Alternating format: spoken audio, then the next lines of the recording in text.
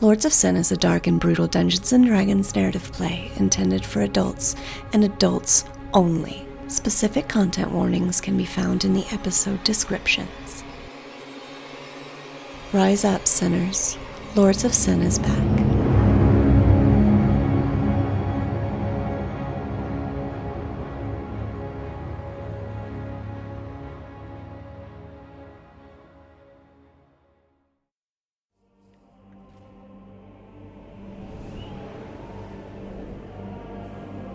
An enormous explosion as the pit fiend dies to Jaeger's hand, returning banished to the hells. Jaeger, lying still on the ground, the light behind his visor flickering feebly. Well, now seems as good a time as any to finally get my hands dirty. And at the end of Jaeger's turn, which is where we still are in the initiative order, Baalzebul will use his legendary action to cast Chromatic Orb. A sphere of lightning, and launches it straight at the fallen form of Jaeger. Now, there's good news here. And that is, Jaeger, because you are prone, he has disadvantage on this. But with an 18 and a 15 on the die, he will hit. The exact damage doesn't matter. That is one failed death save. Right off the bat. Marking it down. One thing I will note before we jump in. Val, you know the setup of the ramparts of the grasp. There are trunks near each of the ballistas, crates, that do contain items, resources, and that typically includes potions of healing. The nearest ballista to you still has an ice devil between you and it, but is about 100 feet away. And also between you and the ballista is the dying form of Violet. And that brings us to Shin. Our initiative order, just a reminder because we're sticking with the same, is Shin, then Kalista, then Korrin, then Valkerie, then Lorwryn, and Jaeger is at a 4. So, Shin, you still have Rangal right in front of you, who is still apparently charmed. Baalzebul is still in the air and is flying about 85 feet away from you. Shin sees all these things happen in slow motion. He sees Jaeger go down, he sees Baalzebul target him. And the absolute fear and pain from all of his failures that have led up to this moment, the thing, all the failures of all of him, and now for him, a young soul has just dropped, and he could do nothing to prevent it. He looks at Rengar in his face, and he's like, "You weak-minded fool. One of mine has fallen because you were too weak to withstand pride. He fell because you resisted. If I survive this, or if I don't, I hold you responsible." And I step of the wind, do not care if I proc a attack of opportunity, and I close the distance over to Jaeger, and I will use my action to try to stabilize. I will position my body in between him and Baalzebul, and I will begin to, because he's not a normal a normal body. But Shin does have some medical training, and at least enough that I'm going to start in my own way pumping my key into him to try to stabilize the soul attached to this to this mechanical body. Okay. All you need to stabilize someone is a 10. I fail. A 7. We have luck points too. Oh, I do. I do have 3 luck points. 3 luck points would get me there, right? Do we start with 3? You do start with 3. Then I dump. So I notice that it's not quite what I'm familiar with and she's like, no, I will not. I will not concede this. If I save only one, this is the one I will save. And spectral wings erupt out of his body and crash into Jaeger. And I use all 3 of my luck points to stabilize him. It's less medicine and more simply, like you said, the channeling of your life force, the willing of this soul to remain. And, Jaeger, you felt your awareness of this place flickering away. But as Shin does this, you feel this surge of draconic energy pouring into your being. And though still unable to move well, because you and I talked about some options that you have available while you are unconscious and making death saves, and those still are on the table, though if you did any of those, at this point it would take you back to dying. You feel this surge of energy, and your soul, whatever it is that was built into you, no longer being pulled away from your shell. Baalzebul is going to use a legendary action to move, and starts to fly closer to where you and Shin are. Still not over the ramparts, but now only about 10 feet away from the edge of the rampart. Still up in the air, higher. Kalista falls to her knees in front of Jaeger's face. And much the same as when Jaeger was first born, she's going to place a hand on Jaeger's cheek. Jaeger, you are more to me than you realized. More than the pride you bring me as a mother to a child. More than the proof that we walk amongst the gods, for if they create the souls, I created yours. But your job is not done. Your purpose is not fulfilled until our sky is brought back to where it once sat. I do this for you, in the hopes it helps us all. I'm going to use a 5th level Wither and Bloom. So I'll take 5d10 of psychic damage, and I need you to roll 4 hit dice, Jaeger. And you will be healed for 4 hit dice. Oh god, that was so awesome. Before you all do anything, before you take any of that damage or do any of that healing, Baalzebul is going to use a reaction. He's going to cast Counterspell. I will use a 4th level spell slot to cast Counterspell. So it would just Counterspell as Counterspell, so I'll take even more damage. Yeah, you will take 9d10 points of necrotic damage right now, as he starts to reach forward, and you with one hand casting Wither and Bloom and casting the other as you negate his counterspell. He just sees it fizzle and just looks to watch and see what happens.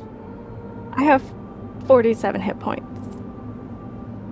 So, as she is casting this Wither and Bloom, and this warmth comes from her palm, just as that counterspell flicks out the flick of her wrist, the counterspell fizzles, and she falls into a unconscious heap on the floor. As you cast Counterspell with your left hand, your right hand still continuing to do the motions, the gestures for Wither and Bloom. As you cast Counterspell, your hand from the fingers up to the wrist, up to the elbow, and nearing your shoulder joint, your arm decays. Your fingers with no flesh left around the bone. And as you succeed on casting Wither and Bloom, the same thing happens to your right arm, but even more as it courses up across your chest, those tattoos that you have becoming covered with necrosis, with rot. As it reaches your chest and reaches your heart, you double over. I still have a little golden bird in the center of my chest. I still have a death ward. You do. So as the necrosis reaches that bird, it's as if it pulses across her skin. Just a second, like the flutter of a wing. Remind me again what death ward does. It keeps you at 1 hit point instead of 0. Because with those 9d10, you dealt 55 damage to yourself, and you had 47 left. And so as the rot begins to reach your heart, as this golden bird, the flutter of wings, it forms a magical bird cage around your heart, inside your chest, but not a cage to keep something in, a cage to keep something out. And you stay conscious at 1 hit point.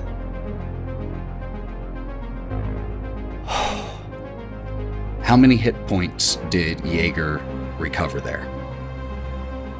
20. So before we get to Shin, Jaeger, the light from behind your visor pulses and then glows strong once again. You feel your purpose. You feel yourself return to your body, and you see the rotted, ghoulish body in some places of your creator, of Kalista, right in front of you. Jaeger's hand starts to move up and reaching towards Kalista. And a very powerful elderly hand grabs the top of your armor and pulls you to his face. Rise, you fool. I am a foolish old man, and I have done nothing but screw everything up since I've existed. But the world still needs Kalistas. Get up, grab her, and run. I will buy you time. I am so sorry, Jaeger. But protect her. As he starts leaning up, he just locks eyes with Shin, and after a second, one of his eyeless eyes behind the visor winks and starts to get up and turn towards Kalista. Kalista is going to, leaning heavily on Jaeger's shoulder, or on Jaeger's knee, or whatever's closest, stand again. She's going to use her bonus action to break the ring of shared suffering, the bond. She's going to turn to Shin. Do what you can, Shin. And know that I forgive you. And she is going to run off the ramparts behind the wall, in the hopes that you'll use slow fall on her, otherwise she's totally going to hit the floor. Slow fall. Okay. Yep. Totally works. You cast the spell, see that Jaeger is brought back to the fight, and run and jump towards the courtyard inside the grasp. Slow fall, slowing your descent. Korrin, you are up, and Valkerie, you're the next PC on deck. Well, there was just a whole telenovela happening behind me, but that's all right. My baby boy's up. She just jumped. I don't know what's going on, but all I know is that you're in my terror radius. So guess what? You flying sack of shit. Throwing my axe. And you're within 55 feet. To set this precedent, does a 28 hit? Yes, it does. Thank God. Okay, we're setting precedent. Give me a second. Doing math. That's 27 points for that first attack. 32. Let's go. All right. Yeah, I'll hit. 26 points of damage. And I'm going to do Cloud Strike. Extra 1d4 thunder damage. If the target is a creature, it must succeed on a wisdom saving roll of DC 19, or you'll become invisible to it until the start of your next turn, or immediately after you make an attack or cast a spell. That's a 30. All right, whatever. But still takes that thunder damage. 54, though. Take it. 4 thunder damage. Hey, max damage. Yes. Okay, so 2 attacks as you throw your axe. It spins like a buzzsaw, cutting into the angelic form of Baalzebul until it returns to your hand with a thunderclap. Roar. That brings up the remaining Ice Devil, which is still tangling with Draven the Clawbound and Valkerie the Clawbound. First 2 attacks are coming at Valkerie. 25 to hit Valkerie for 29 total damage. That is piercing and cold. As it turns and with the long tail, a 13 will miss. So as it jumps on, grabs you and bites you and you pull away, it tries to lash out at you with its tail, unable to make contact with the second attack. And on Draven, 15 will miss him by 1. So, misses 2 out of 3 attacks. Chittering pain sounds here. And Valkerie, you are up. All right. I'm going to hit the shit out of that thing with my sword. Makes it attacked sense to me. I'm going to attack it bad. All right. 25. So that is 10 plus 4 fire damage, and then it... Could you please paint me a picture as to how you finish off this Ice Devil that had 2 hit points left? So the Ice Devil comes at me, and it hits me pretty hard. And so you see Val use the blunt of the back of her sword. She pushes it back and then slashes into it. She cuts it down. And then you just see her continuing to hit it over and over again after it's dead on the ground. Not even... because it's not registering to her at this point that it's gone. There's a point where you are just screaming enraged, slashing into the snow-covered stone as the body of this Ice Devil just dissolves away into pieces of ice. And the wall of ice that it had formed, separating Valkerie, Draven, and Violet from everyone else, disappears. I'm gonna run over to Violet. No! No! No! And she's not responsive at this point, right? She's just completely... She's responsive. She's just... Okay. She has had her throat sliced by this devil. And her eyelids are heavy, but she opens them seeing you. Well? No. Did we win? Yeah, we won. We did. We won. And then I'm gonna run to the ramparts to try to get, because I know that there's a couple healing potions there, hopefully. Okay. Because I don't have anything on me. Use the remainder of your movement to go running that direction to try to find a health potion.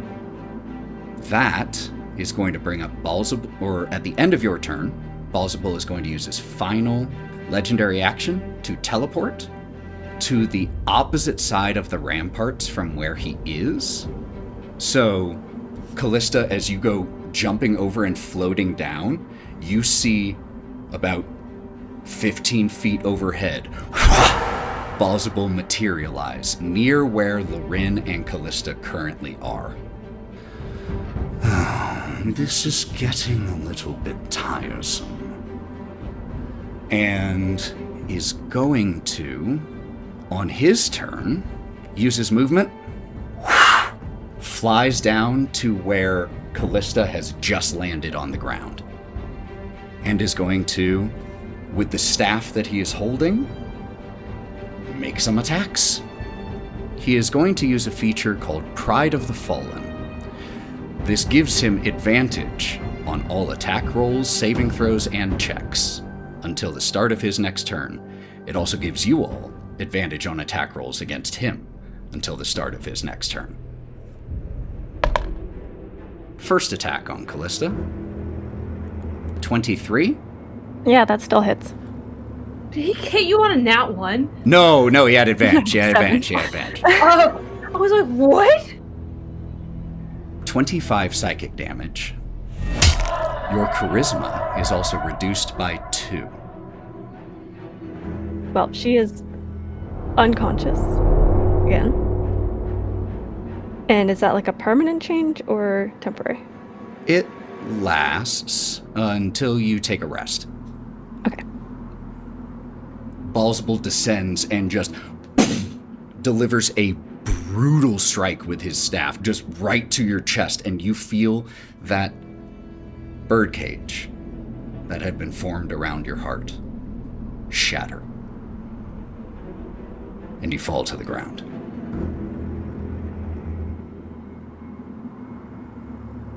Is then going to fly, get within 15 feet of Korrin. Actually, no, he's not. Yet. Before moving towards Korrin, he makes one more attack at Kalista. It's with advantage because you are incapacitated. That is a hit. That is a crit. That is 2 failed death saves to you, Kalista. He then flies within 15 feet of Korrin after knocking Kalista to the ground, and then just makes this second attack on Kalista. There's a sickening crack, and Kalista, you are aware of it. Blinding pain as you feel this Archdevil who has gotten where he is through planning. Know that it is smart to finish the job. She falls and feels that birdcage shatter in her chest. And there's just a satisfied smile on her face as she looks up at Jaeger on the ramparts. I'm going to make a perception check for Baalzebul really quick. I want to see if he sees that. No. I'll give him disadvantage because he's in combat. 25. Plus 15 to his perception? Archdevil. His CR is 27. He's a ruler of one of the circles of hell, specifically the 7th. Yeah. I should have kept that crown on, guys. I could have been that powerful.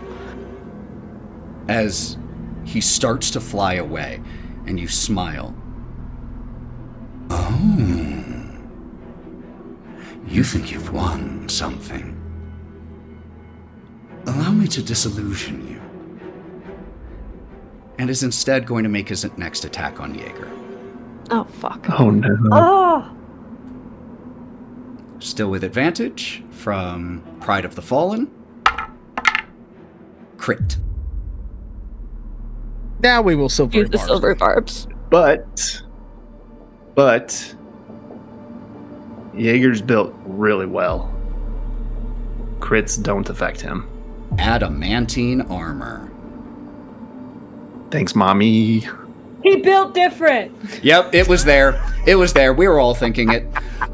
So, Lorwryn, knowing that the crit on Jaeger doesn't have a different effect, and knowing that silvery barbs doesn't make me reroll both, it makes me reroll the highest. Do you still want to use it? Well, I've already clicked it, but You can take it back. no.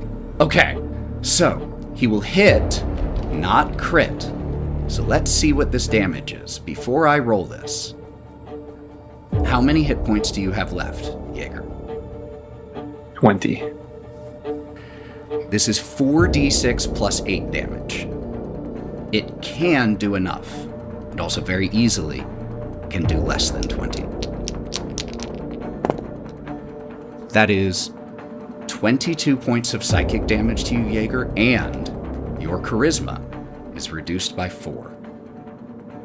It's psychic damage? It is psychic damage. Can it be force instead? It can be, and isn't.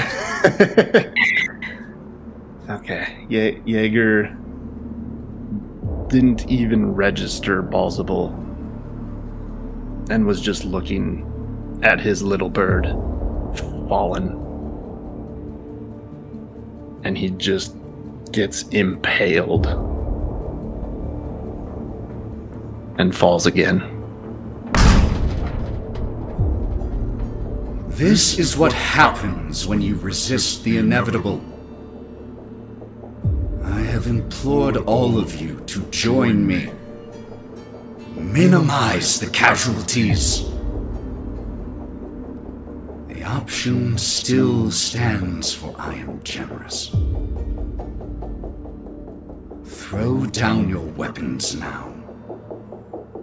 You may save your friends, save yourselves, and save countless others.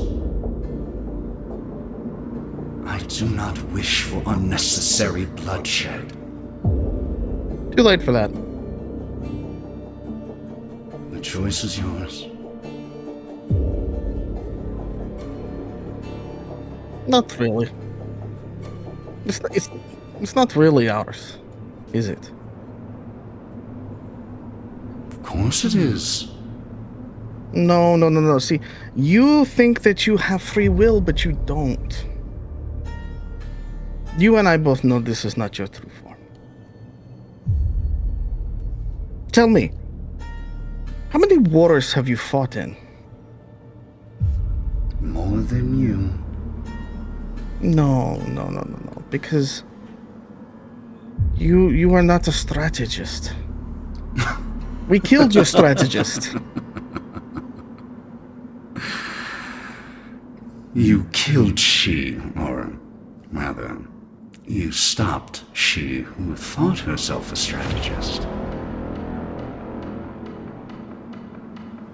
How is it working out for you now?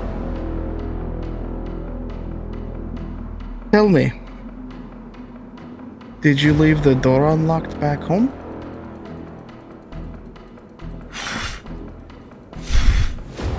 Just continues to beat his wings. What is it that you said to me in the throne room? And she'll go to walk away and shadow step. And before she does, she'll turn back and just smile and go, knock, knock. And where do you shadow step to? Out of sight from him. I want him to think and know that he fucked up. He left the throne alone. Love it. That brings up Orion, the clawbound, who is going to start reloading the ballista. Violet has to make a death save. I will roll this publicly. That's a success. Whew. That brings up Laura, who is going to use her action to aim the ballista, and we'll be able to fire it next round. Val, could you please make me a perception check? Let's say with disadvantage here because you are focused on running towards the trunk of equipment. Oh, well, I got a nat 1. What's your total? 2. Oh, yeah, never mind. You hear the gasps of Violet behind you. And you quicken your pace. Wrangle on his turn. This fight is over. Our job, Clawbound, is to save lives. There's only one way to save them now. And he throws down his sword. I'm going to make a check for a couple of the Clawbound.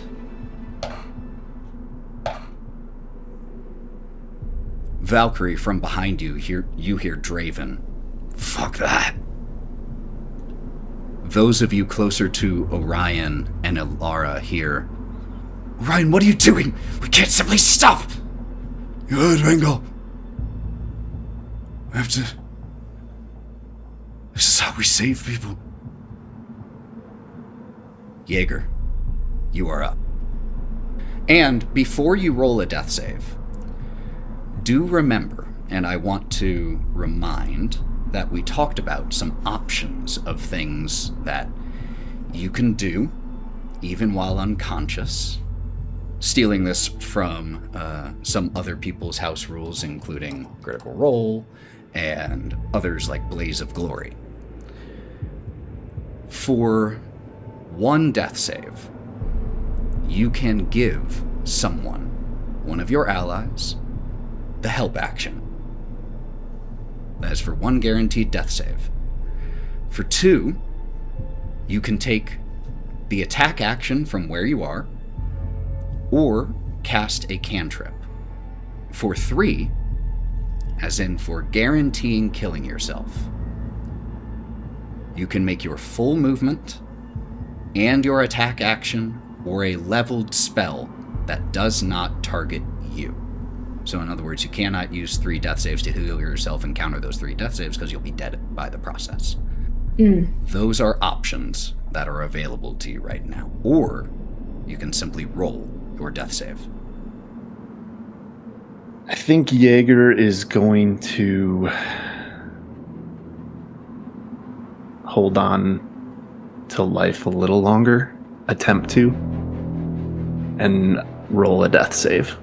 Okay. Reminder, you can use inspiration and luck points on death saves. Okay.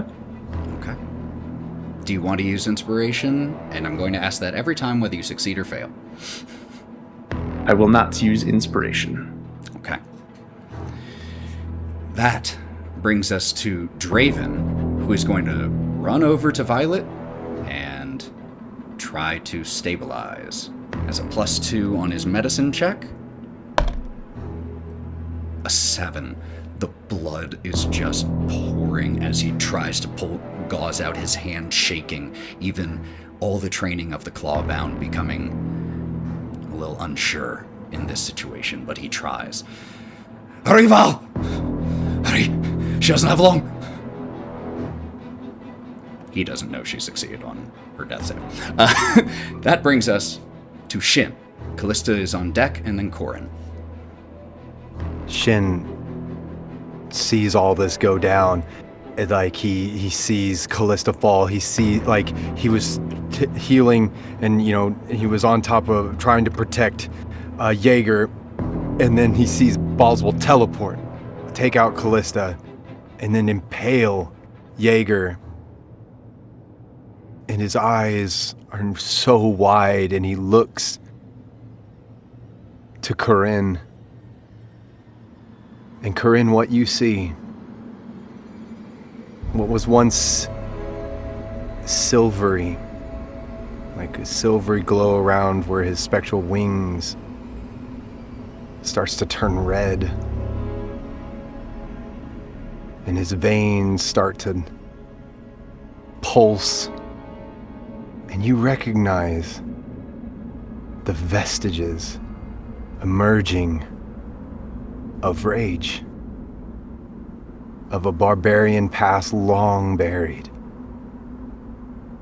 And Shin lets out a guttural scream to God, primal, raging scream, and Shin launches himself at Baalzebul, just jumps at him and grabs him with his legs and starts pummeling him in his face, completely and utterly without abandon. And I'm going to attack him as many times as I possibly can. You also have advantage on all of these attacks because he used Pride of the Fall. So that's 22 to hit for the first one. 22 is 1 shy. I will give him a luck point by roaring with him to boost his draconic rage. That takes 2 of your luck points to boost him by 1. Do it. I'll take it. A bellow from your ally distracts Baalzebul just a millisecond as he was coming to block your attack. His eyes just flicker to the source of the sound, and that is all the opportunity that you need. Go ahead and roll that damage. So that's going to be a 9, and I'm going to make that a stunning strike. Okay, that tracks to me. Con save. He succeeds with an 18. I'm going to strike him again. That's a 29. That'll hit. Yeah. Stunning strike. He needs a nat 1 to fail this. He's gotten a 2 and a 3. He needs a nat 1. And you said 11 points of damage. Okay. Yep. All right, that's 2 attacks. I'm going to flurry of blows him. So 2 more. And again, remember to roll with advantage in case you crit. Oh, that's you right. Have advantage. That's 31 on the dice. That hits. Well, not on the die, but yeah, that'll hit. 31, sorry. 19 on the die, excuse me. That's 12 points. Heck yeah, man. 3 hits so far. That's 23. Meet to beat, and he will use his reaction to cast Shield. So as you come in for this 4th punch, just impacts 3 inches away from his face. What? No witty retort. No personal jab. How's this? At the end of your turn, he uses a legendary action to cast a spell. And a ball of poison forms in his hand. I can kill her now, Shin. Or you can end this pointless crusade and join me. 5. I will come back 1,000 lifetimes until I've made you suffer. I will rule hell if I have to.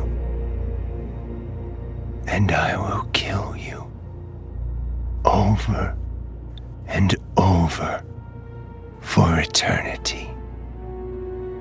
I swear this. I wish you the best of luck. But you won't do it before I kill her.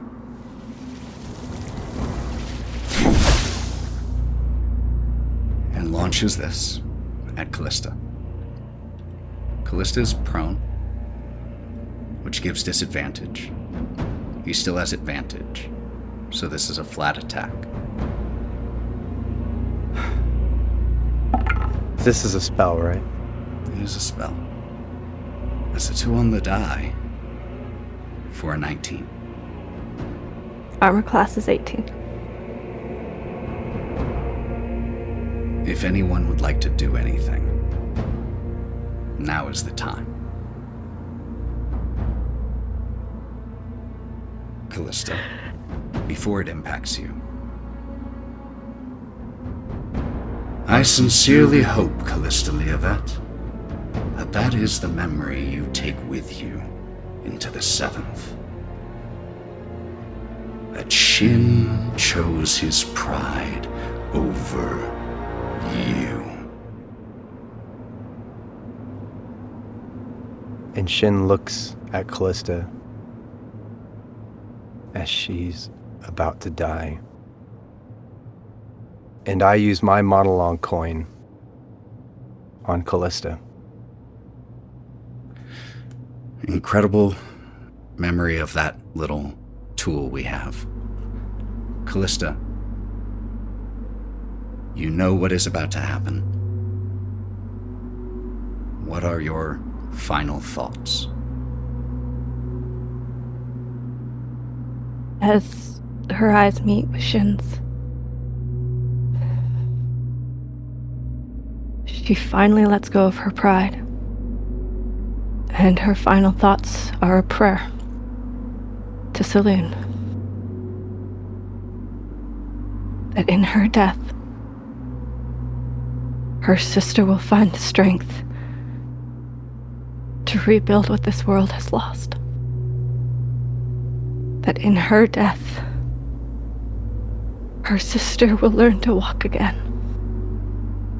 Will learn to stand on her own. And will not let this break the only part that matters. Her heart. Her final moments will be spent doing something she has never done before. Reaching out to the gods. Desperate. That maybe they can look upon this world and see something worth saving. Your final breath is an inhalation of razor blades as the sphere of poison impacts you. And the last thing you hear is a voice in your head. You should have prayed to me.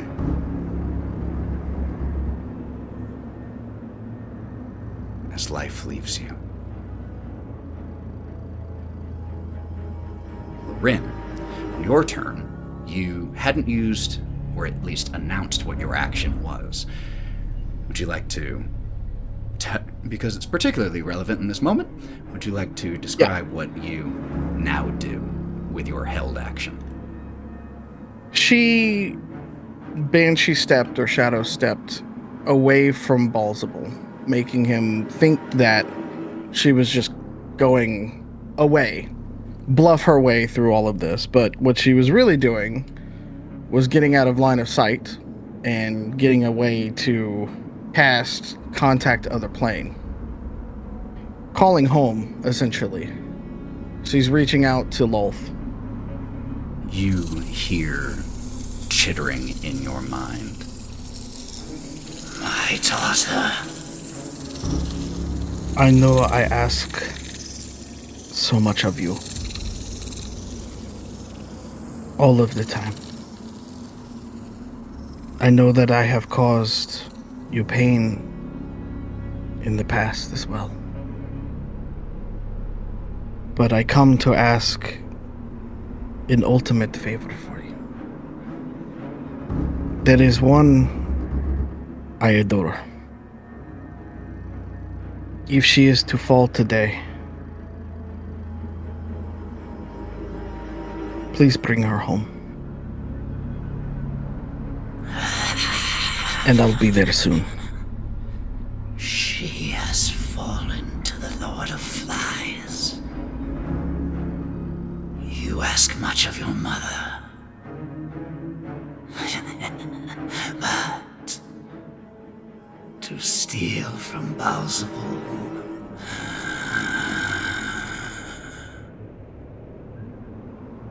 my web will catch her soul first. Thank you. Die well, my daughter, and return to my embrace.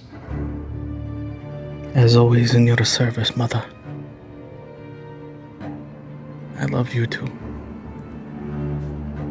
And with that, she'll steel herself, peek around the corner at the fight that's continuing to happen, and at that point, she's watching Shin beat the ever-loving shit out of Baalzebul right before he puts up everything. Then we cut to Korrin as we resume the initiative order with Valkerie on deck.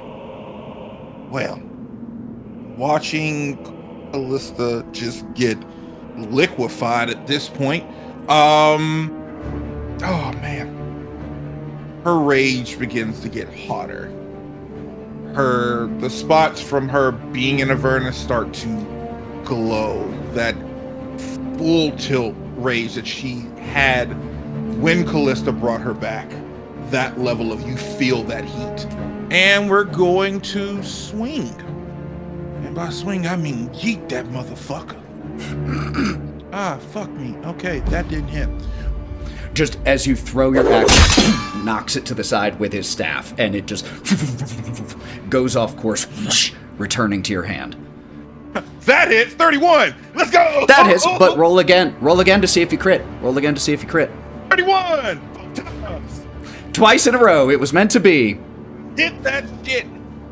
27 points of damage.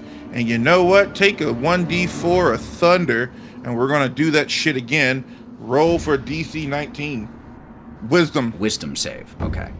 Even if it doesn't fucking work, I get... That's a 17 on the die.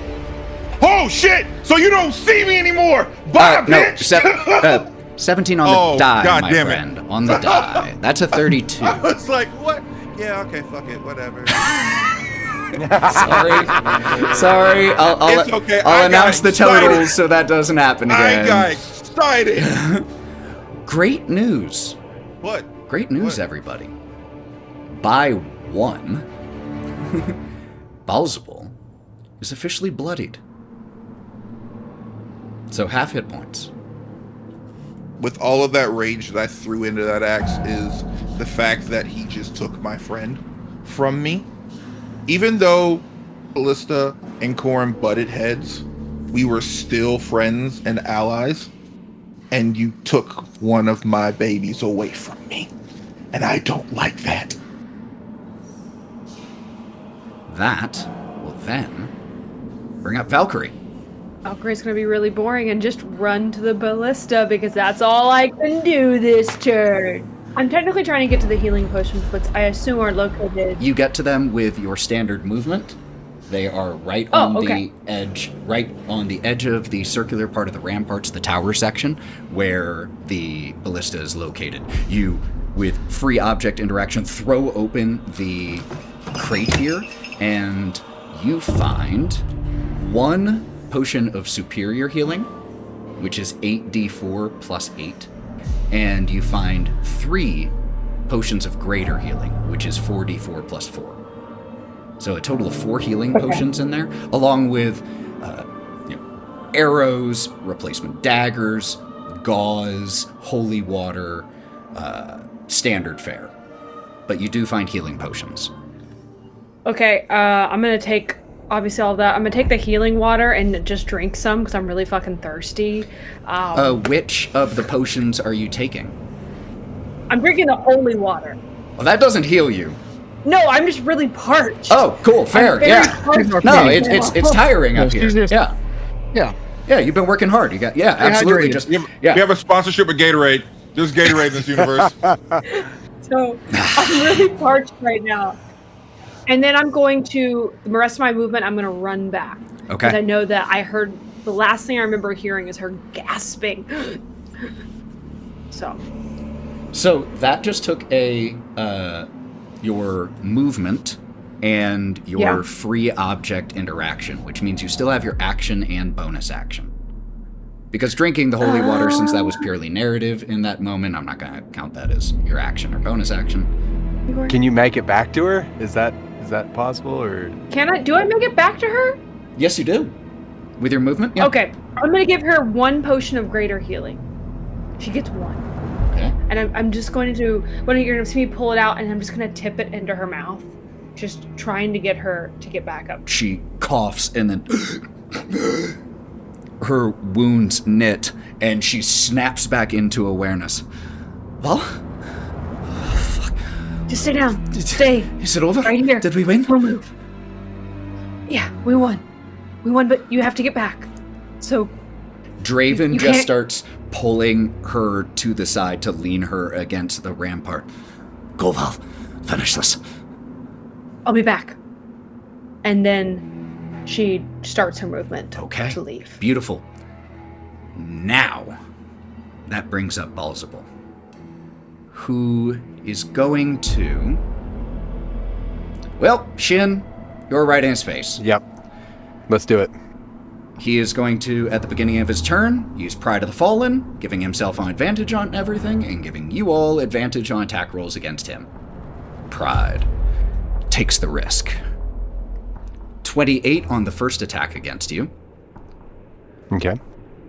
26 psychic damage, and your charisma score is reduced by 1d4 for 4. Second attack, 30 to hit. 17 points of psychic damage and a further reduction to your charisma of 3. Can it go below 0? Because that is that a thing? 0 is dead. Oh, okay, so 0 of any of your stats is dead. Not dying, for the record. Dead. One more attack. 27. The other wasn't that one, but 27 to hit. Last bit of damage to you here, Shin. 21 more points of psychic damage, and 2 more points of charisma damage. As these hits impact you, you already felt your monk training begin to be overwhelmed by an older nature. And with this drop in your charisma, your awareness of yourself, your idea of yourself, melts away with every attack, and you sink further and further and further into that rage. Baalzebul is not even going to use his movement and is going to stay put. Lorwryn, that brings you up. Jaeger, you're the next PC on deck. Hey, Shin, you got a thing where, like, if you make a deck save, you just don't take damage, right? I think so. Yeah, you have evasion. From the shadows. And she is going to cast Meteor Swarm. Holy shit! Okay. If we're going out in a literal blaze of glory. Yeah. And I'm going to give my friends as fighting of a chance as they possibly can. Okay. Holy. That's so fucking sick. Shit. Fucking let's go. So that is a 40-foot radius. The thing I'm going to try to do is keep, like, Korrin and stuff like that out of it. Absolutely. So I'm trying to keep the radius. You can, of course, position it so that it only hits Baalzebul if you just aim it far enough to the north. So, yeah. Okay. You cast fucking Meteor Swarm, a 9th level spell. Which means, before we have you roll your 9d10, let's resolve the Meteor Swarm, because that's cool. She is doing she steps out, and she sees balls still there, floating in the air. Shin still engaged with him. She sees the fight going south. And she starts the incantation and moving her hands and making the spell. And right as she's sitting done doing it, she just kind of whispers, "See you soon." And then she reaches up to the heavens, makes a grabbing motion, and then just starts to pull down with everything she's got to literally pull the meteors out of the sky. The sky above Baalzebul cracks and opens, revealing stars. But not like the stars that you see in the sky, closer. And you reach through that rift in space, pulling rocks from outer space through this rift to come slamming down. Baalzebul looks up, his 2 angelic wings arching above himself to try to reduce this damage. He has to make a dexterity saving throw. This is a spell, so he has advantage, but I'll let you know. First of all, he takes half damage no matter what, even if he succeeds. And dex is his lowest save. 18 on the die with advantage for a total of 30. So he'll take this half damage, but let's roll a total of 40d6 points of damage. Jesus. So it's 85 bludgeoning damage. Oh. Okay. And 70 fire damage. They're both halved because he succeeded. So, from the 85 bludgeoning damage, takes 43, rounding up. From the 70, 35, then cut in half again to 18, rounding up. There are 4 impacts as you pull 4 meteors into this world. Each one impacting into the shield of wings that Baalzebul has created, and he gets knocked down about 5 feet with every strike. But then, as the final one detonates on him,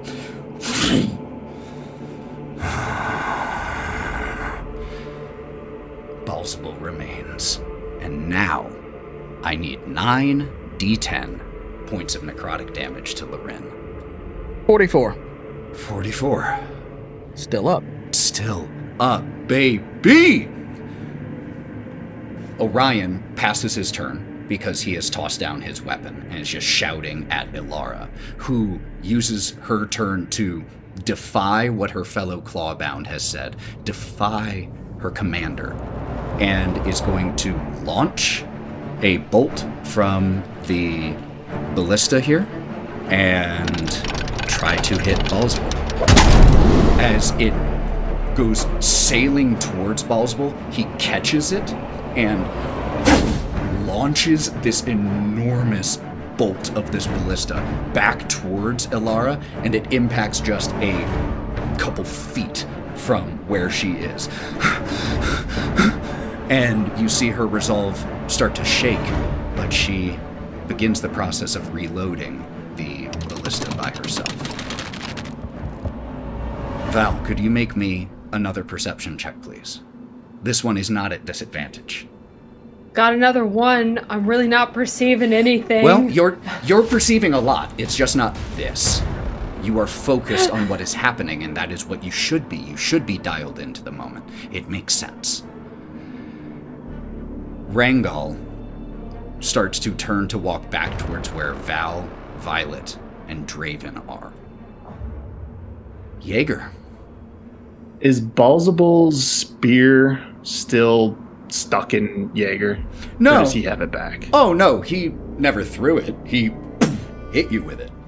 Oh. He has a 15-foot What a reach. dick. I think Jaeger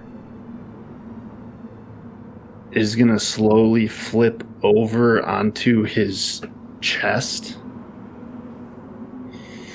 and puts his giant metal hand towards the hole that has been created and looks up at Korrin and starts to try and stand up and has to get to one knee and then uses the trident to raise himself up and looks around, seeing just this massive explosion erupt right next to him. And he's gonna look at Lady Korrin. Back at the tree, you asked what I wanted to be.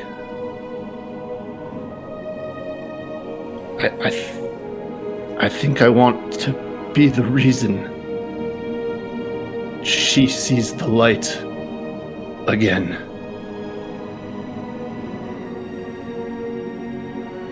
And he's gonna fall off the wall, almost stumbling like he was trying to walk there, but just with everything completely tumbles, hitting the roof and the side of any building next to it, and collapses right next to Kalista, and gets over her and puts his shield down, blocking Baalzebul, and plants the trident in a very protective stance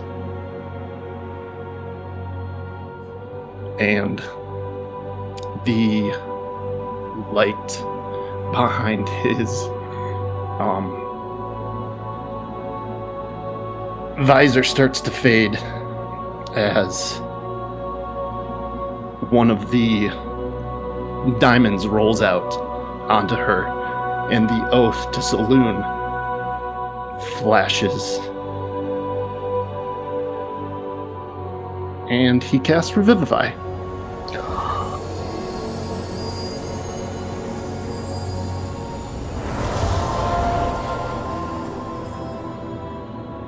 Doing this takes more of you than there is remaining in your body. Jaeger, under the protection of your shield, blocking line of sight of Baalzebul, preventing a counterspell, as you see Kalista's eyes flutter open. What is the last thing you think or say?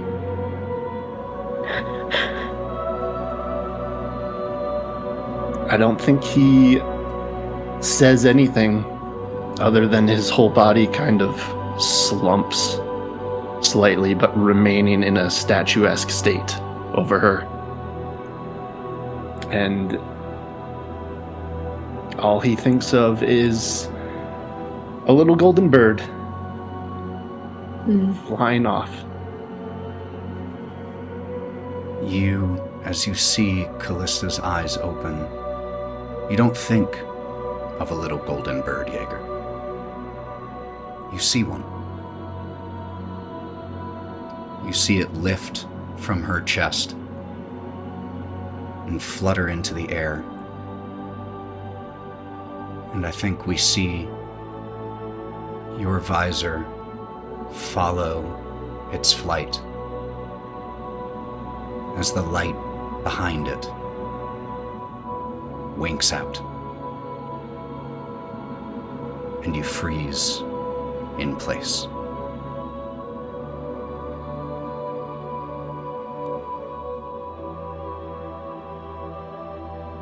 Jaeger.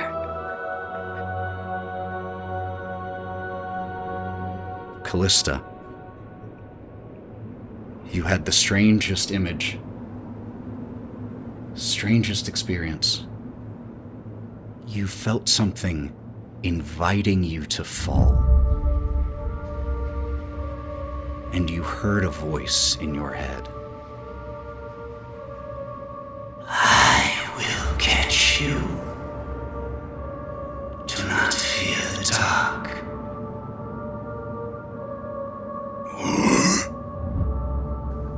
And your eyes flutter open, bleary vision just in time to see Jaeger trace something with his vision that is not there, and the light go out. No. Oh, gods, no. What have you done? What have you done, Jaeger? How touching. Not that it'll matter. Shin, as he's had his charisma just battered down to a -4, a 3 right now. Inside, his mind is dark, as most of him has been pushed out, but in those moments, when all of you is gone, the animal takes over. What you are instinctually takes over. And in the second that he feels the small light of warmth that was Jaeger's fading soul leave this world, Shin feels his past. The rage consumes him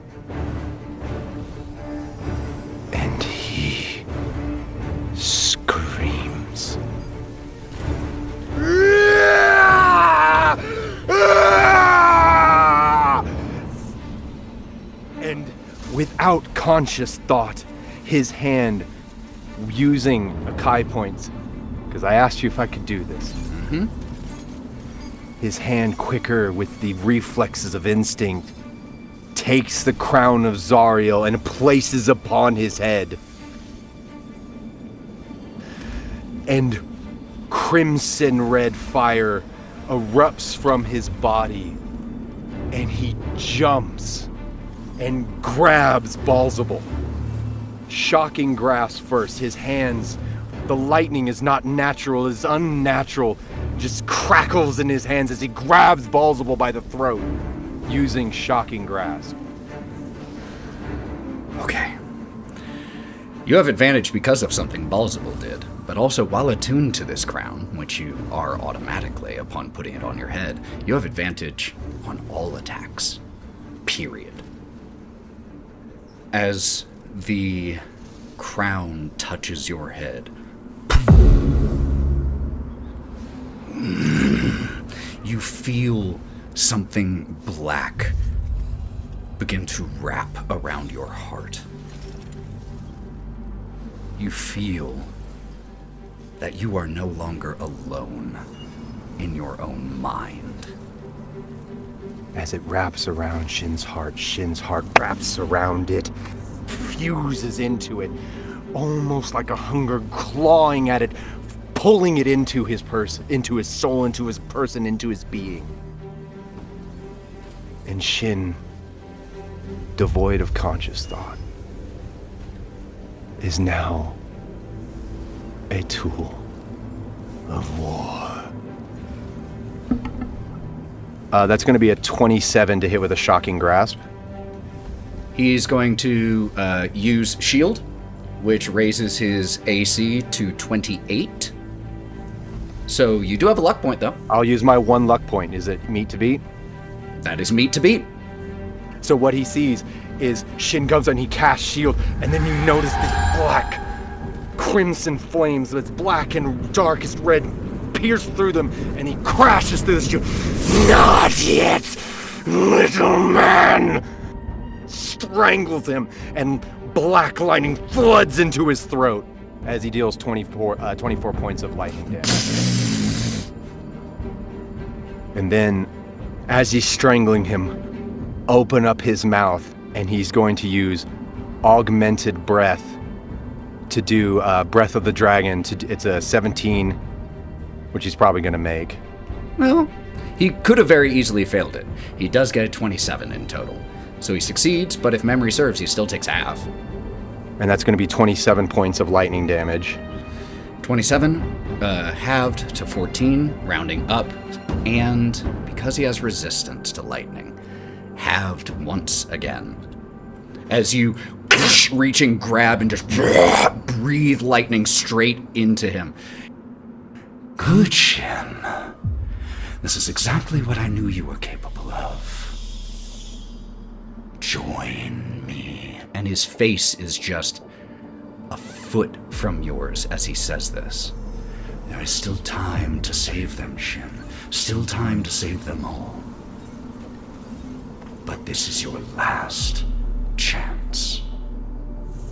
I can even remove that pesky artifact from your head.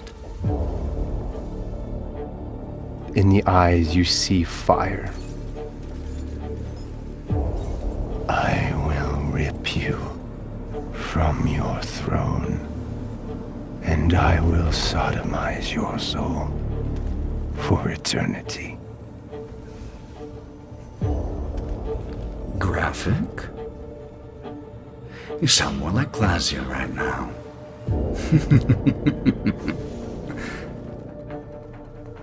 Kalista, you are up. You have 1 hit point. Jaeger, you idiot. She's going to remain hidden by Jaeger. She's going to cast Chill Touch on Baalzebul, because I do not need to see him. 22? You have advantage. Oh, sweet. I got 22 again, but I'm just going to use one of my luck points to bring it up to meets it at 23. What Shin and anyone who sees him will see is a hand that looks incredibly like Kalista's does now. Her skin had been basically rotted from her hand, so it is a bony hand, and the markings are on the bones, as if the tattoos are engraved directly into the bone. And it's going to claw across Baalzebul's chest. Oh, 1 second.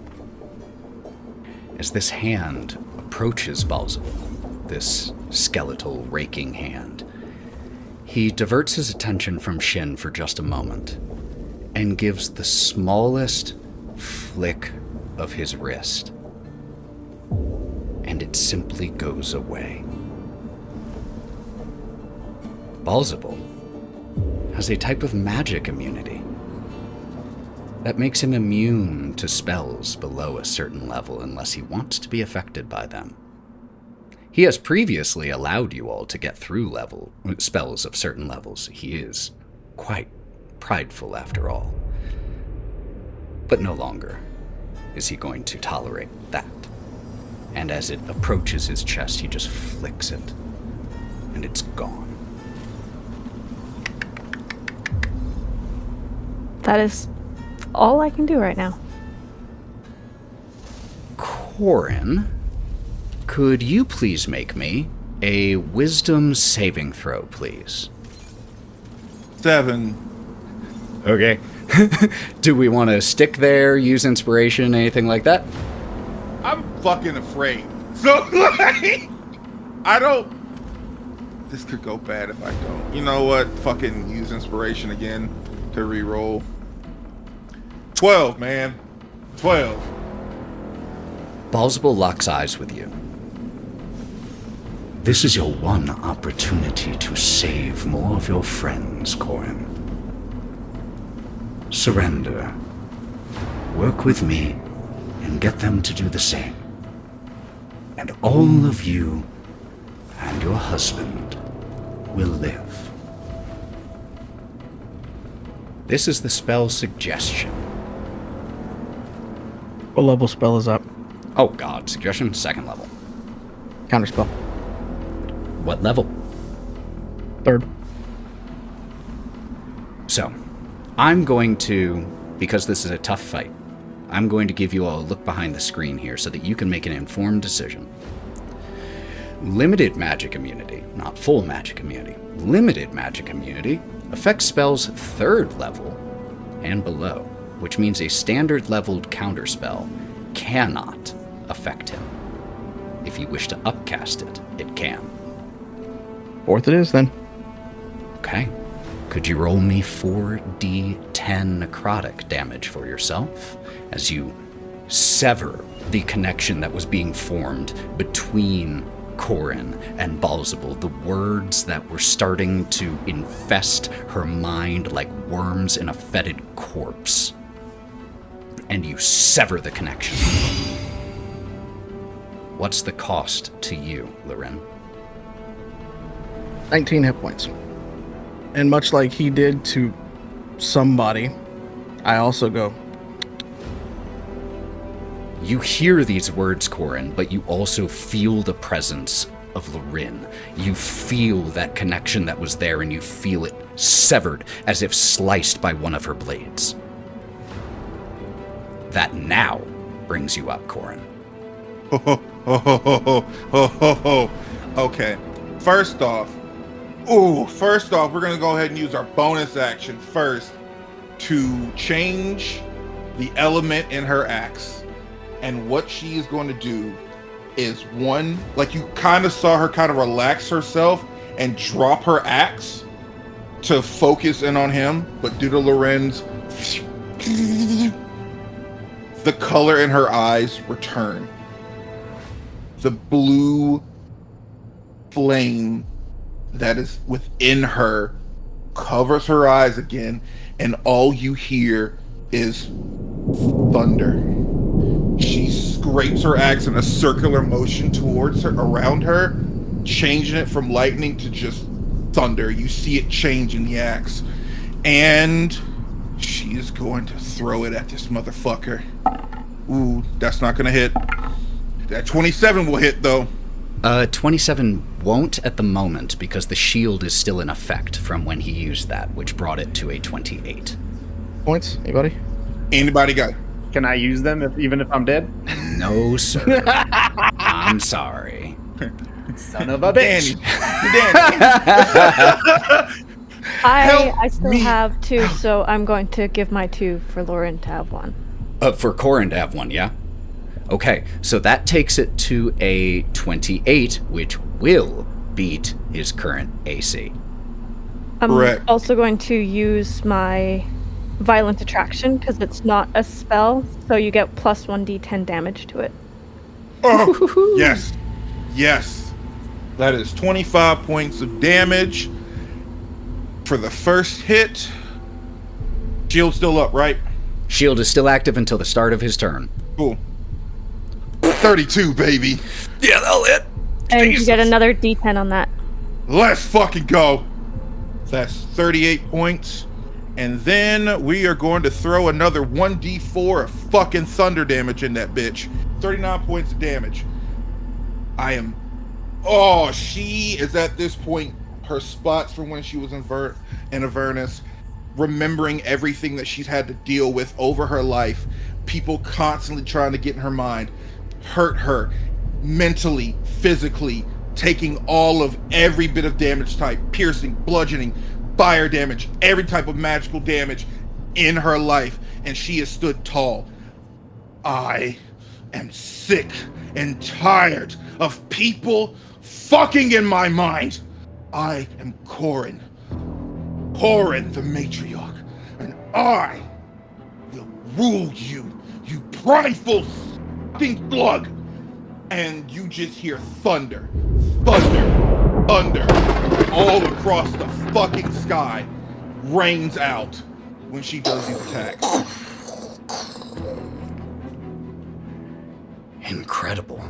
You leave numerous huge injuries as your action coursing with thunderous energy, slicing into Baalzebul in this divine visage, and he begins to breathe heavily, pained breaths.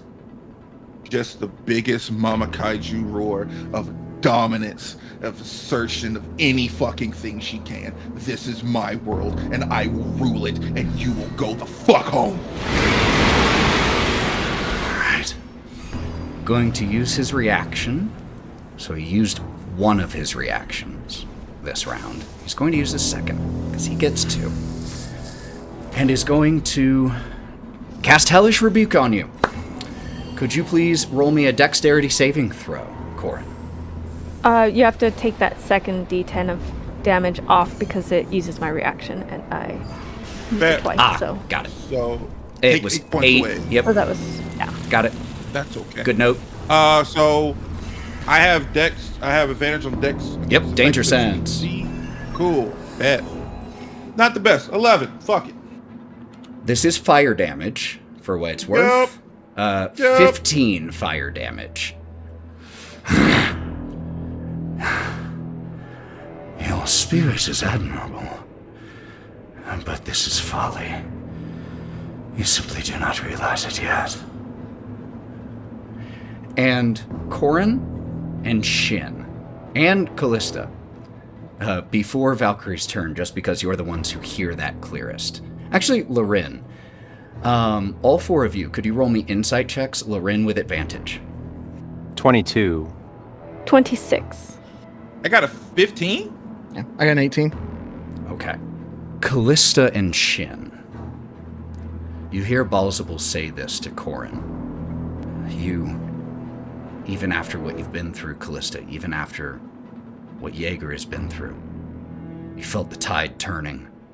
You felt that glimmer of hope. But there's something about the way he says that makes you think he still has a card yet to play. Valkerie, you're up. So as soon as I hand off that healing potion, I take off.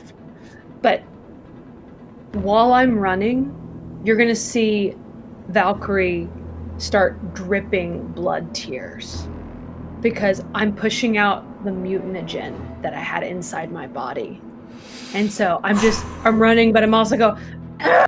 But she's straining so much, and she's going to push out the mutanogen, and she's going to gain back her full speed again.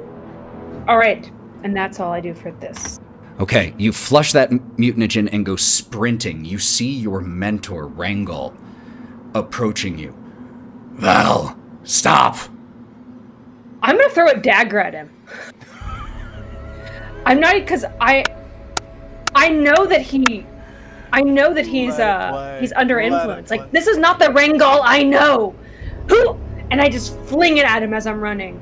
Aragorn style, knocks the dagger away. Be smart, Val. This is lost. Well, I guess today's the day I finally surpassed the master. And I'm going to keep running, like, as I'm going to go past him. Rangal's sword raised, shakes his head. I shouldn't have chosen you to stay. You're still too young. Still too naive. We're all disappointed in each other today. And he raises his sword ready to meet you. Brings up Baalzebul.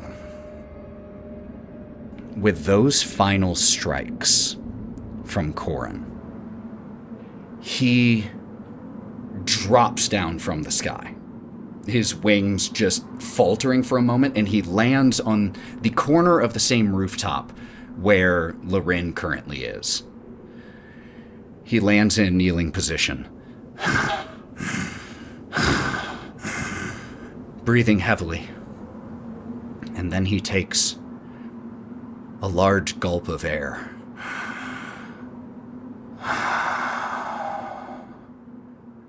And smiles. His breath steady as if he hadn't exerted himself at all. And then his form begins to change. It grows larger, more amorphous, the jade skin spilling out in rolls into bulbous, overflowing, tawny flesh, tinted a rotting green in places. Tumorous flesh, nearly a dozen appendages. A monstrous 20-foot-long slug-like creature. Its head, a skull, with a slug's antennae growing from both eye sockets and two more protruding from the open skull's mouth. Flies begin to buzz about it in angry hordes.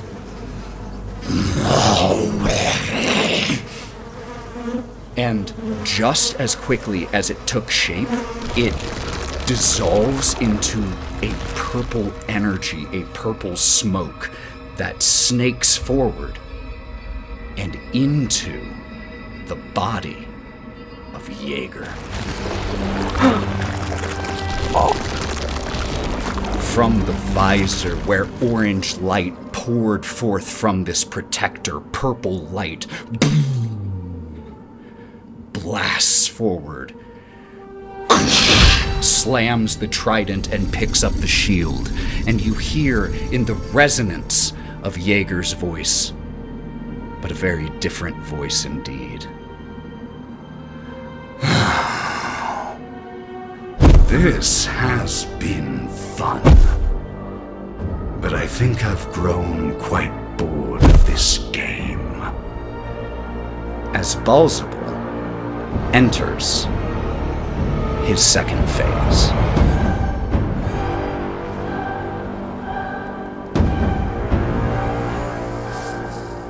Brings up Lorwryn. Leave my friends alone. You've killed some and now you desecrate their bodies. May they dance on your grave. And she'll send 2 of the motes from the crown of stars that were still circling her head at Baalzebul. The first one That one's just gonna miss, sadly. The second one, though, will hit. 26 radiant damage. Okay. As you impact the body of Jaeger. I like this. I know you do. I like it too. Kind of fun. But it really does need to be over now. If I don't kill you, one of your brothers and sisters will. They're waiting in the wings, friend. She will just she'll do her shadow step to, up on the rampart up there. Okay.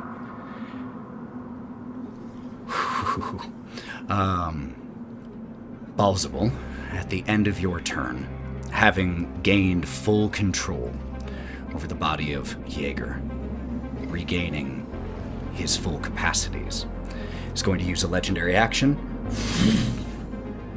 A sphere of flame launches it at you, Lorwryn, and as he's forming it, in response to you saying, "It's time for this to be over," At last, we find common ground.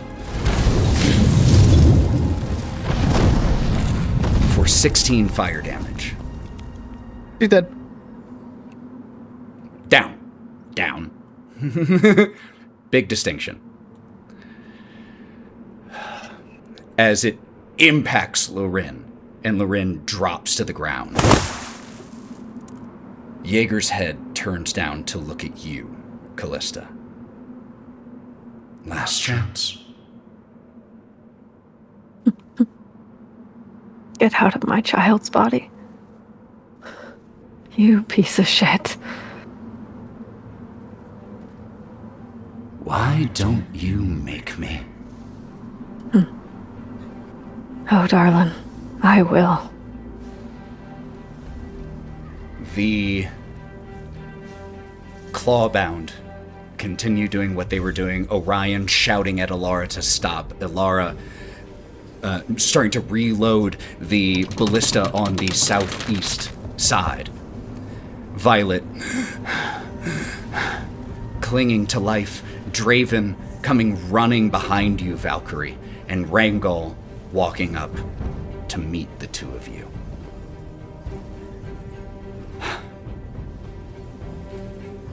As Lorwryn falls, Baalzebul is going to use a legendary action to teleport up into the air, and Jaeger's body just floating there about 60 feet in the air. You all suddenly hear the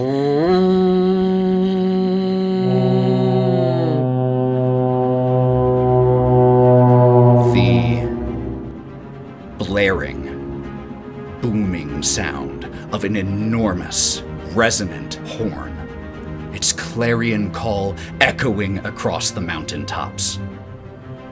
And you hear a voice echoing after it dies. Threadwarden! We are with you! And the bow of a 250-foot long airship breaches the clouds. The sound of firing arcane cannons. As Kalista, you see breaching the clouds the Queen's Justice.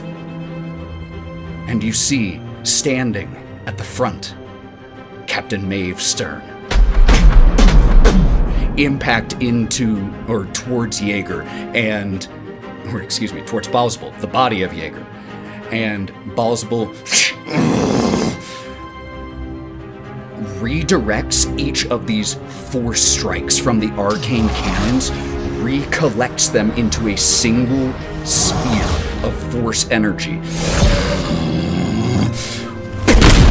and fires it back towards the airship. The airship takes 47 points of damage from their own redirected attack. as it singes the side, a small hole, but the horn once again blares as the airship comes sailing towards the ramparts. Shin is just consumed by war. He's going to move the 60 feet so fast, and it's like, where are you going? And open his mouth, and this time, where the lightning was, something else comes out, and it's black, and it's Icarus, and it erupts out of his mouth, and he uses Augmented Breath of the Dragon for acid damage. Okay. 17 dex. 20. That's 25 points of acid damage. Getting to them wounds. The breath courses over Jaeger's body, the sickening, rotten-looking purple light, and as it passes over, you feel like the body is absorbing some of the damage, and only part of it is going to Baalzebul himself. Not good enough. And I cast Breath of the Dragon again. Half damage again. 24 points. Just one continued long breath of acid pouring over the body of Jaeger, now occupied by one of the Archdevils of Hell. Anything else that you were doing, Shin? Nope, that's it. He's just a rage monster right now. Okay, Kalista, you are up. Kalista is going to race towards the stairs to get to the ramparts. And she's going to use her movement as well as her action as a sprint, so she's going to make it up there. Or, I guess, technically. You can, there is a set of, there is a ladder you can climb up that will deposit you on the ramparts, only about 15 or 20 feet behind Korrin. You are able to climb that and get all the way up to the top of the ramparts with your movement and dash. Okay, cool. So sick and tired of everybody fucking flying around. Everybody doesn't want to stay on the goddamn ground. Okay, so I'm gonna run, going 40 feet here, and fuck it. We're gonna yeet that motherfucker. While we're running, we're just going to kind of like Crimson Cyclone the axe and just throw it. Now, it is at 75 feet from where I'm at. I'll have to roll with disadvantage, correct? Bet. We take these hits, though. We're here for it. That's a 20.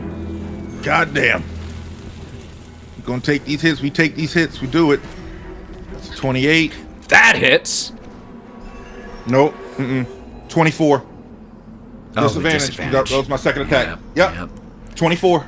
24, just as well. 24 hits. No, 23 is 24. Is he 23. going to use anything? Nah, he wants to save his reactions. So that hits. Oh. So that'll be 19 points of damage. Incredible. Okay, Valkerie, you're up. I want to do something really anime. Bring it on. I'm here for it. You fucking So weed this bow.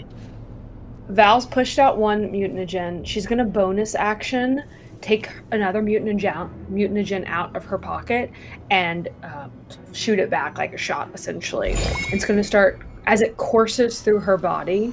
The tears that were blood tears turn to black, and her entire eye and the skin around it, like the veins turn black, and her skin is already very, very pale because she's a damn fear.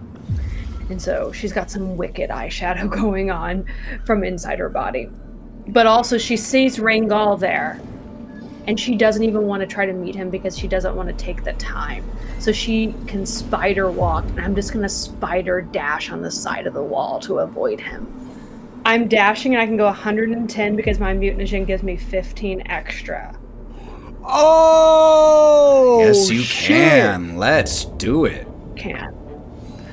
For that very epic idea, take a luck point. I love that. As Rangel just like sees you do this and comes running towards the edge of the ramparts, and the way he shouts, "No, Val!" It isn't anger. It isn't chastising. It's fear of a parent for a child. His mind has absolutely been corrupted by Baalzebul right now. But his love for the Clawbound is still what drives him. Did you hear the fear in his voice for you?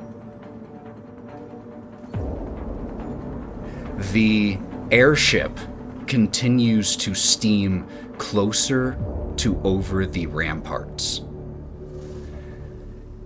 And before anything else happens, it is Baalzebul's turn. Now, because of Lorwryn and that radiant damage, Baalzebul does not regenerate right now. Better hope I don't get back up.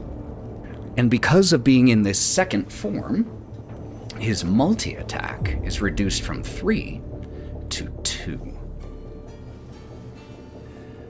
Baalzebul moves forward, just a little bit in the air, the body of Jaeger just floating forward, no wings propelling it, simply willed forward.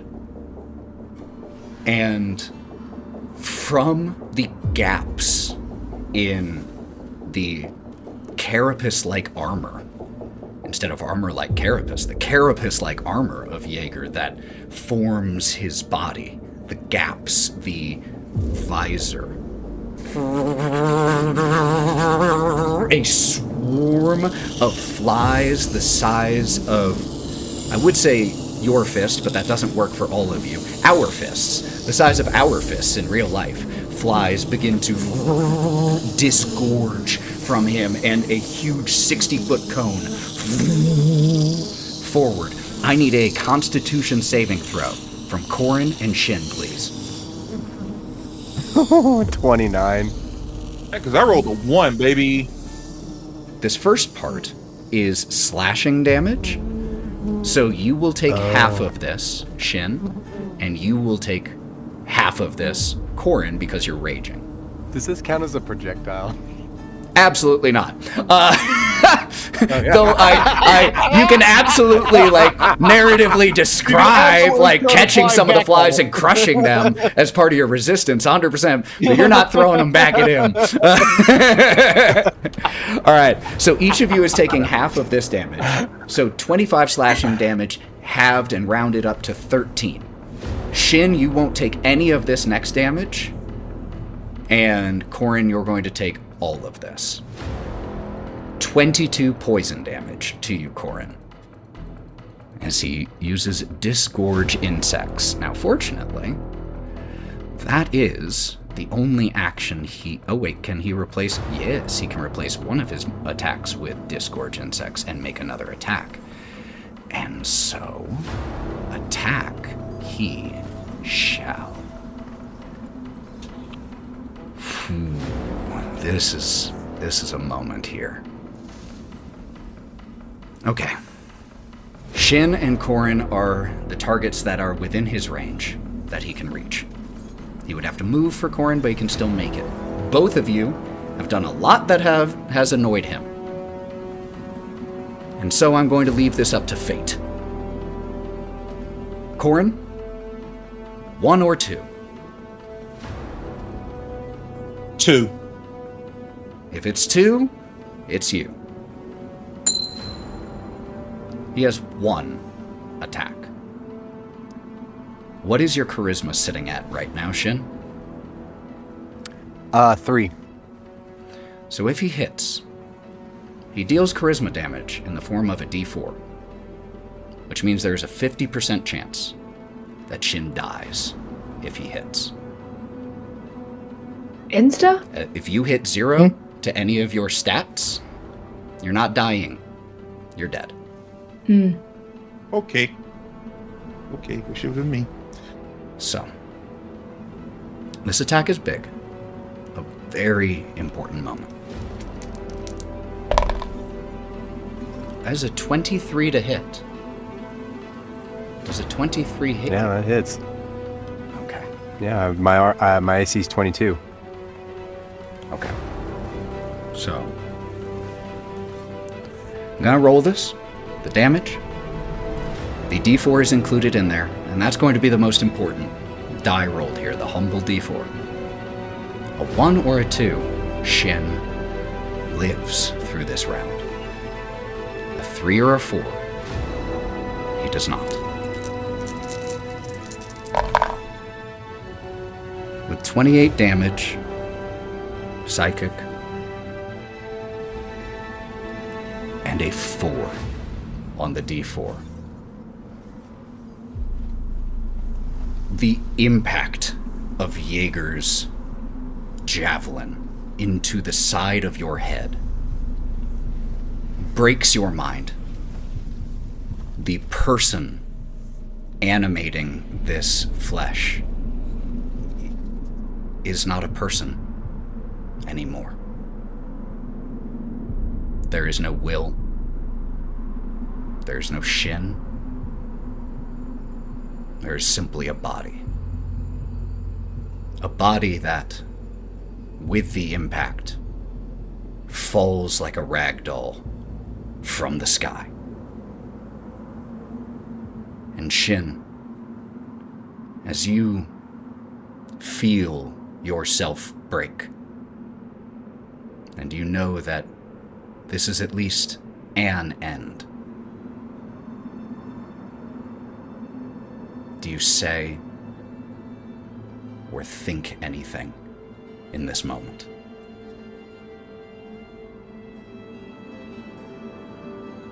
As the last vestiges of his mind, the last vestiges of the monk he tried to be, the people he tried to save, the good he tried to do, corrodes. Only one thought remains. Something, a small thing that grows larger and larger. My God has abandoned. My God cares not for this world. I hate them. I hate them all.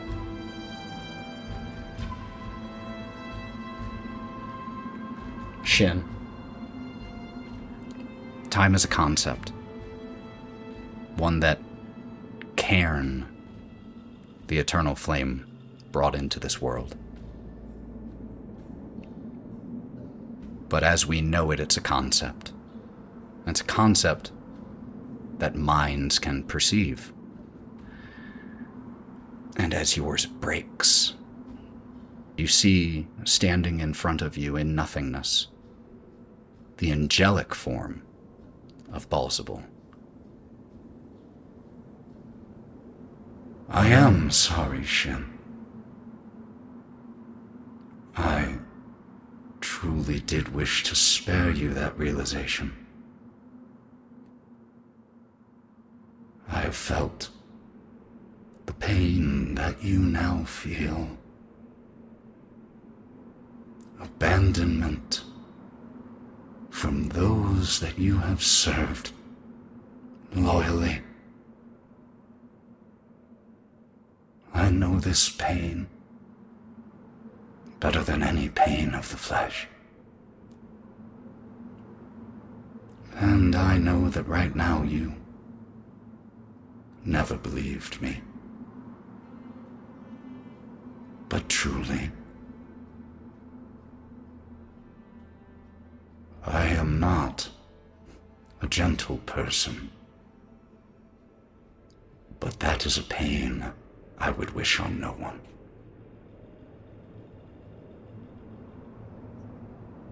Baalzebul begins to turn away because he doesn't see any response out of Shin. But then in the small quiet.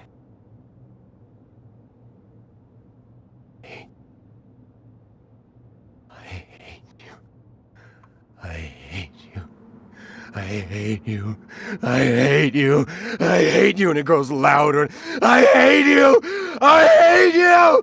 I hate you. And he explodes.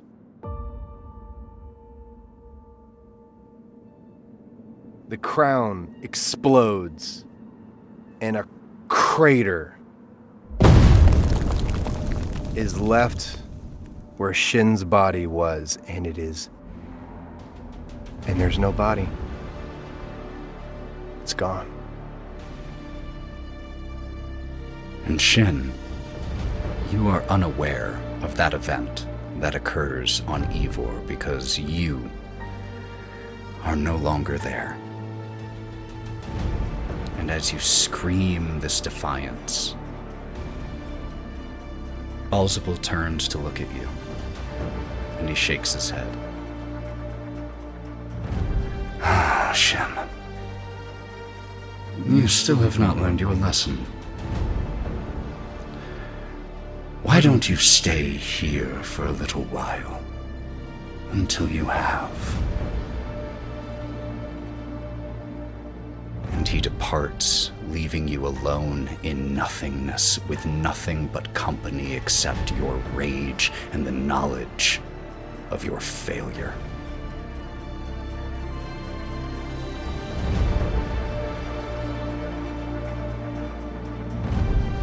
That brings us to the next in the initiative order.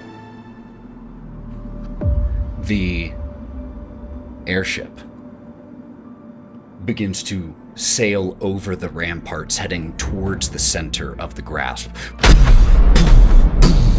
The report of the cannons echoing across the mountains here. As it gets over the ramparts, very close to where you are, Valkerie, as you make it back onto the ramparts, having run around Rangal, a rope is thrown over the side of the airship, landing on the ramparts. And you see a figure step over the side, catch the rope, and begin to slide down the rope, landing on the ramparts. Aaron, would you like to describe who we see? Landing on the ramparts is a figure clothed in black robes, stitched in silver thread, a wrought iron staff in one hand, and a small shield in another. The hood is pushed back, revealing a half-elf with long, dark brown, almost black hair, and eyes glowing of a white smoke. And on his shield is the symbol of a... what's the word called? Scales? Scales. 2 silver scales. And he lands and takes in the scene around him and starts to run. And when he gets about halfway between Valkerie and Korrin and the floating Jaeger body, he's gonna slide, and his hands go out with the staff glowing a soft pale blue, and a fog rolls out towards everybody in that area, and this figure is going to cast a mass heal on everyone. As the fog now almost settles, he'll point the staff up at Baalzebul and say in a pretty even-keeled tone, but is backed by something powerful. Did you really think the gods of Ivor would stand idly by? Kalimvor does not like things tilted in such a way. And I am here to help bring the balance. And he casts heal and everybody gets a bunch of HP. This spell that normally has a range of 60 feet, as a true servant of the divine, absent though they have felt, enters the battlefield. The range on that spell is doubled right now to 120 feet. So how are we doing this? You have 700 points of healing to distribute. I just need 61. You get 61? I think it's going to be more than enough. Oh, to top it is more everybody than off. enough for Kalista and Korrin and Valkerie to return to max HP. And there are others here who could use it too, such as the Clawbound, like Violet. So all of that silvery fog starts to settle down around your ankles and spread across the ramparts, rushing towards everyone that needs it and rushing up their legs and body into their mouth and eyes and revigorates them. Yo, Kaladane's sexy. He healed us. He jumped out of the airship, healed us, and he's like, yeah. As a servant of the divine, a long, loyal servant of the divine enters the battlefield, you all feel your life force restored to you, your wounds knit, your courage redoubled. At the end of your turn, Baalzebul uses a legendary action to teleport. And he teleports right over the airship. Fools. This is your chance. Your one and only chance to not die alongside them. Live. Serve. Kalista, could you make me a perception check? That is a 19. You see, still standing towards the front of the Queen's Justice, Captain Maeve Stern, the captain of your airship, Solstice. I would sooner die than serve one such as you. And with a 19, you watch a blade pierce through the captain's sternum from behind. And you see her son, the first mate of the Solstice, Samson, lean his head out from behind her. I think you've been captain quite long enough, Mother. It's time for new leadership here. And puts his foot against his mother's lower back and kicks her over the edge of the Queen's Justice as she falls to the ground. As the captain's body falls, crashing into one of the buildings down below, through the roof with a sickening crunch.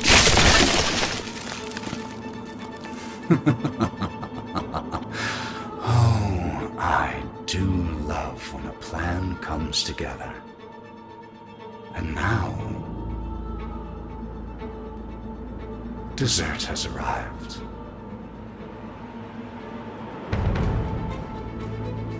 And here,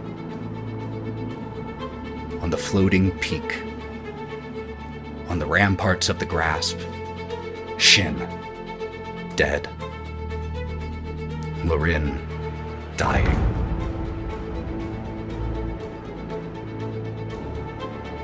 That's where we'll close for tonight.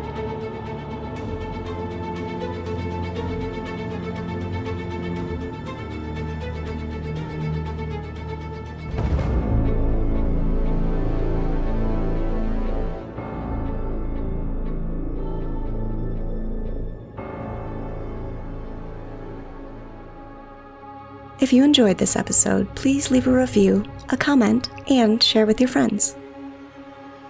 Want to support the podcast and get some behind-the-scenes content and some extra goodies? Check out Go Buff Yourself on Patreon. Lords of Sin is Cory J. Phillips as Shin, Danielle Phillips as Valkerie, TheMalloMan as Lorwryn, Aaron as Jaeger, Matty as Kalista, Mav as Korrin, and Ethan as all the other stuff.